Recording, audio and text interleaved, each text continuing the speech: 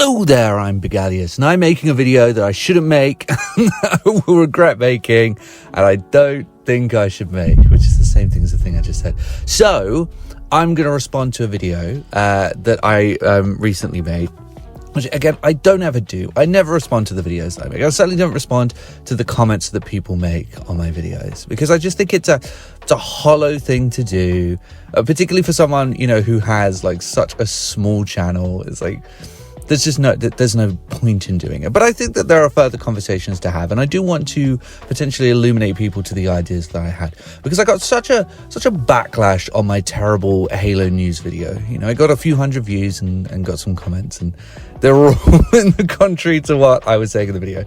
Everyone seems happy that the show is done. No one likes it. Everyone thinks that it's a terrible take to even, give the show any credit whatsoever. And I want to delve into why I give the show credit and why I think it deserves it.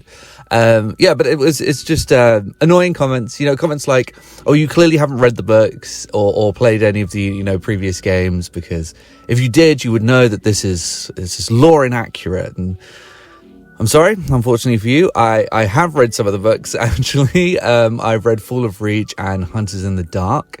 Didn't think quite as much of Hunters in the Dark, but I think The Fall of Reach is one of the most underrated sci-fi books of all time.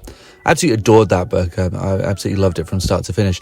And I can say that actually that is a bit of a slam dunk on my part, because it doesn't follow the story of Halo Reach, or vice versa, I suppose, because The Fall of Reach came out before Halo Reach. But yeah, Halo Reach did not follow the storyline of The Fall of Reach very accurately at all. And I actually remember there being some backlash back in the day, but this was before people just sort of let their feelings and anger get the best of them, and people just sort of brushed it away and went, well, if the game's cool, the game's cool. And now no one cares. But in fact, according to you, people have completely forgotten about this fact. And in terms of the games, I mean, I literally have a series on here of me reviewing the games extensively. I reviewed every single mainline Halo game in the series on this channel, so I think I've played those games to death. I know the story like the back of my hand. I've also, I haven't read every single book, but I have seen all of the Hidden Xperia lore videos. I know the story like the back of my hand. I know about Medicum bias and offensive bias and the precursors and the shady works of Oni. I know about all of this. I know so much about Halo. It's actually embarrassing. And ultimately, I don't care. I want them to take a left turn, because I know these stories so well, because I know what happens back to back. I know everything about this dude. I'd like to see a different approach. I enjoyed seeing a different approach to the story. Would I like to see the show actually retell the stories of the books and of the games? Sure, yeah, I would like them to. I'd like to see that, but I also appreciate taking a bit of a left turn. These to put it into perspective, on MCC you get challenges. Okay, you get challenges and you get points associated to those challenges that go towards your rank. And one of those challenges that refreshes every week is just to play some missions. Just play some missions in the game.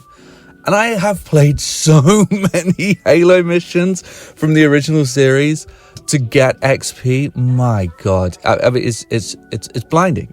So much of this story have I witnessed, and I'd like to witness something different. And I did, and we did.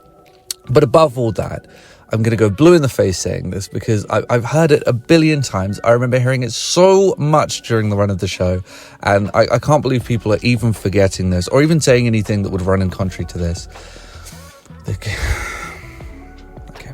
The show does not run in the same timeline as the games or the book. It is an alternate timeline, and if you had read the books, you would know that there's no silver team in the books. There was never a silver team in the books. There was never a silver team in the games. This is an alternate timeline. It's not the same timeline, therefore it doesn't have to be lore accurate. I don't remember seeing these comments when What If the Marvel show was on. How come they got away with it, but Halo didn't get away with it?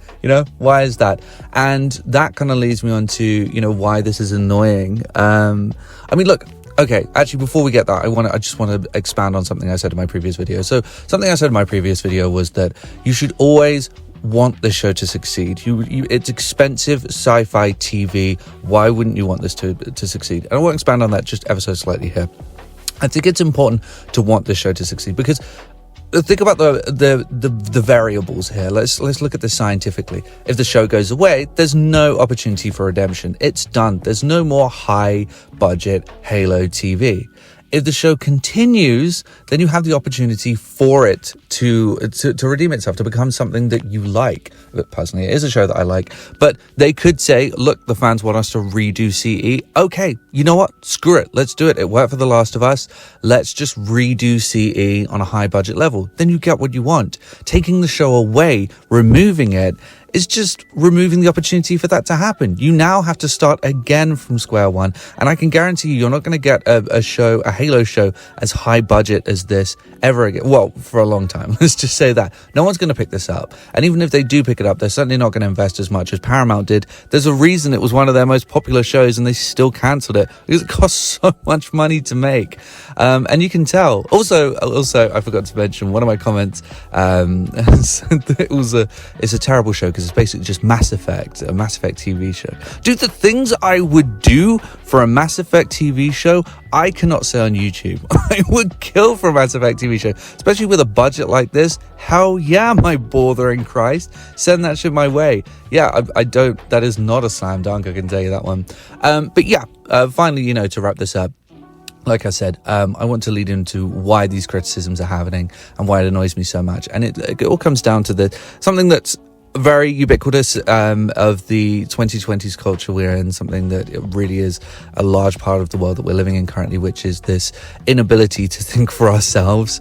I remember all of the, during the run of the show, and I mean, this was happening during Acolyte, so you can go ahead and apply all of this to Acolyte as well.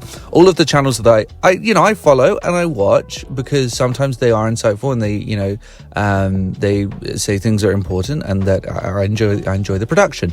But all of these people just with these hyperbolic, over the top, but also, most importantly, copy and paste titles for their videos, where it's like, the worst show ever continues to get worse. How could it get much worse? Somehow it got worse. We've reached a new low with this show, with lots of capital letters and exclamation marks. And then you see the identical thing, exactly the same thing on someone else's channel. Copy and paste verbatim. How could this get much worse? This is so much. This is terrible. This is bad. And that's what it's come down to. This is where we're at. And I can't, as someone who runs a YouTube channel and, as we've demonstrated in this video, experiences a lot of criticism, I can sort of understand it. You will lose an audience if you don't go with the grain. Someone like Moist Critical.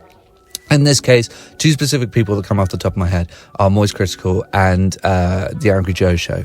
Both of those people have a fan base who want to see them align with what the rest of the internet is saying. That's what they want. They want the comfort and security of clicking on a video and knowing they're going to have the opinion that everyone else has. It's a comfort and it makes you feel safe and warm and nice, and like you can come back here and with the security and the knowledge that, they're going to say the thing that you want them to say. And so they do it. Of course they do it. Their livelihoods depend on it. Maybe less so with Charlie. But yeah, their livelihoods depend on them agreeing with them going with the grain, them agreeing with what the internet says. And unfortunately, that's created a bit of a vacuum. You can either be like that or you can be like me, someone who, posts a video and gets like 12 comments and every single comment is disagreeing with them because I haven't gone with the grain and because I'm one of the only honest YouTubers or people who post YouTube videos that I've seen, with regards to stuff like this and Acolyte and what have you, because I just honestly say what I think about a show. And the issue is, like I said, it's led to a vacuum of people and a regurgitation of opinions and information that has just become this circular vacuum, the circular encapsulation of the same opinion over and over again. So once something is deemed, bad, negative in the eyes of the internet, that's it. That's its funeral. That's its grave. It's done. There's no redeeming itself after that. It doesn't matter what happened. And we most recently saw this with Acolyte, with the episode Night, which is objectively just an excellent episode. It's a great episode of TV, and it has like a 6 on IMDb. This is why things like review bombing happens. You know, you may not like it, and I don't like it, but this is why it happens, because we end up in this vacuum of, if you don't agree with me, then you are against me. And ironically, it's a Star Wars quote: if you're not with me, you're my enemy. We end up with this just regurgitation, continuation of just bollocks, you know, and it won't change, because, you know, these people, they don't want to give up their livelihoods. They don't want this bubble to burst, and people don't want the bubble to burst for them, because they want to continue wrapping themselves up in that warm blanket of security. It sucks. You know, I will continue to give my honest opinion on things. I will dislike things that the internet likes and like things that the internet dislikes. But I will always be a very, very small YouTuber. Perhaps I'd be bigger if I didn't, but that doesn't matter to me. I want to be honest in my opinions. And that's what I think of that. So I guess I'll see everyone later.